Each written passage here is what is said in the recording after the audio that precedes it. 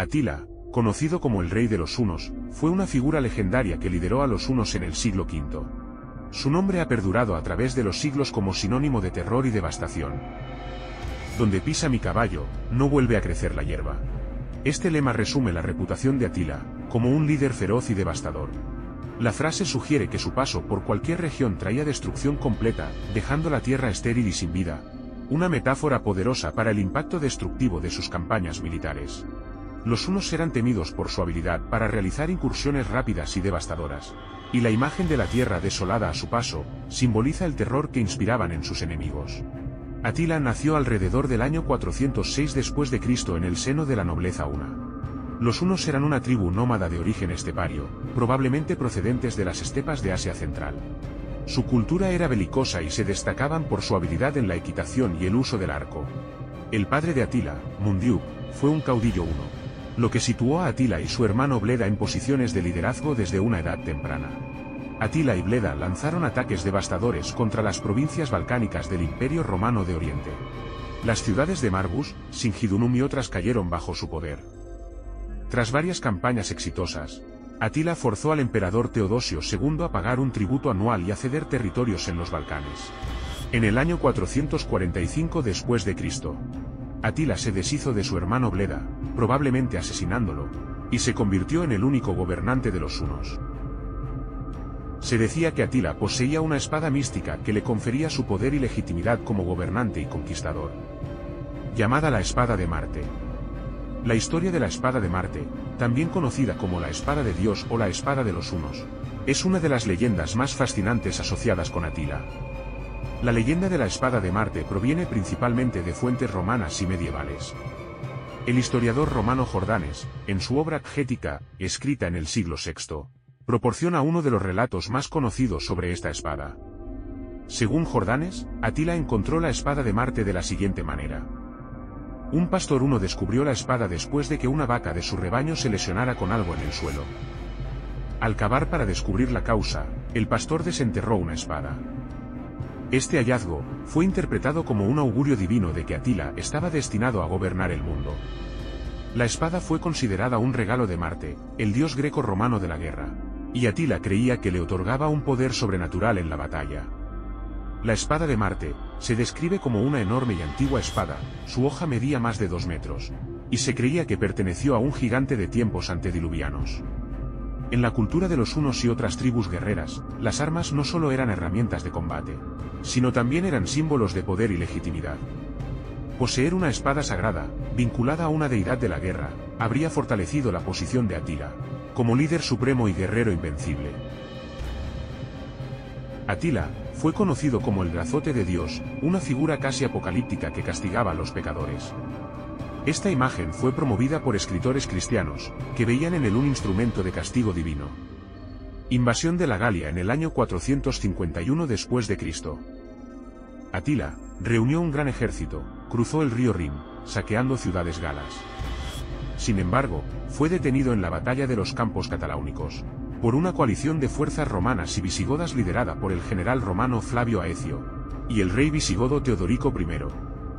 La batalla de los Campos Cataláunicos, también conocida como la batalla de Chalons, tuvo lugar el 20 de junio de 451 después de Cristo en la región de la Galia, actual Francia.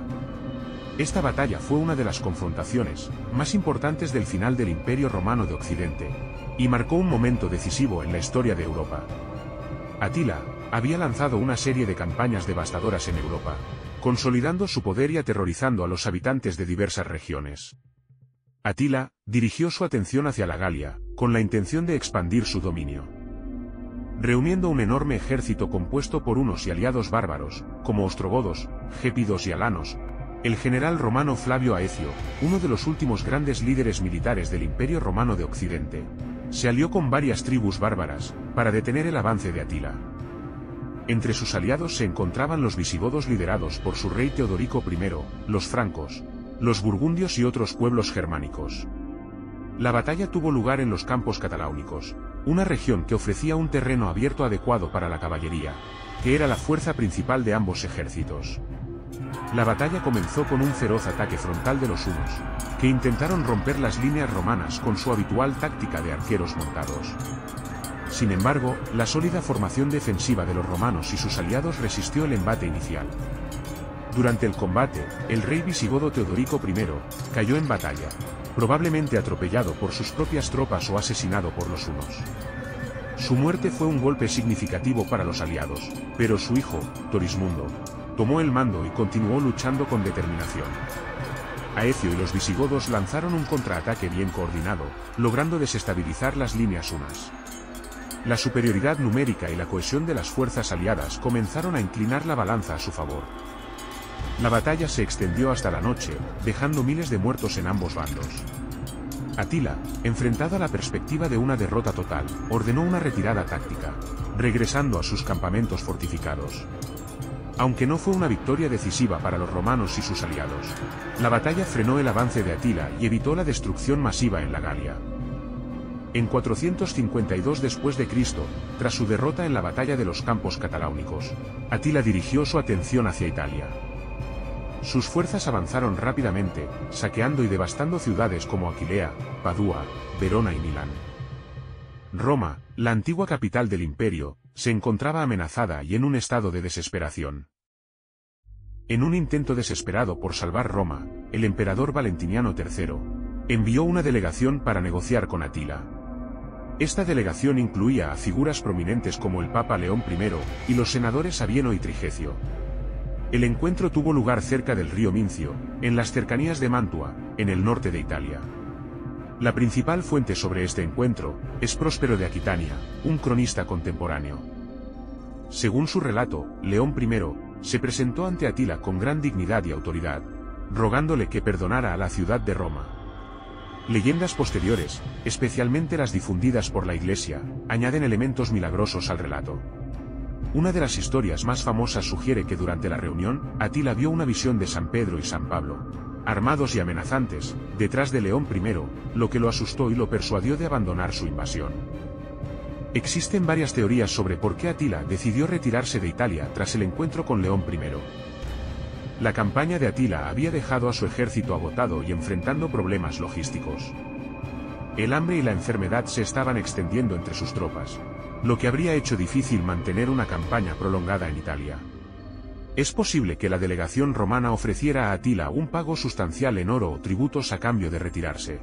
Esta práctica era común en las negociaciones con líderes bárbaros. La intervención del Papa León I pudo haber tenido un impacto psicológico significativo en Atila. Como hombre de su tiempo, Atila era supersticioso, y podría haber interpretado la intervención del Papa como un signo divino desfavorable. Menos de un año después, en el 453 d.C., en circunstancias misteriosas, se dice que murió la noche de su boda con la hermosa Ildico, una princesa goda.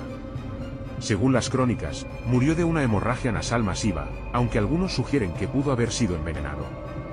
La tumba de Atila es un misterio. Según la leyenda, fue enterrado en un ataúd triple, de oro, plata y hierro, en un lugar secreto del río Tistá, y todos los que participaron en su entierro fueron ejecutados para mantener el secreto. El reinado de Atila marcó el apogeo del poder huno en Europa. Su muerte condujo al rápido declive de su imperio, ya que sus hijos no pudieron mantener la cohesión de las tribus. Sin embargo, su figura dejó una huella en la historia europea, siendo recordado tanto por su ferocidad en la guerra como por su impacto en la caída del Imperio Romano.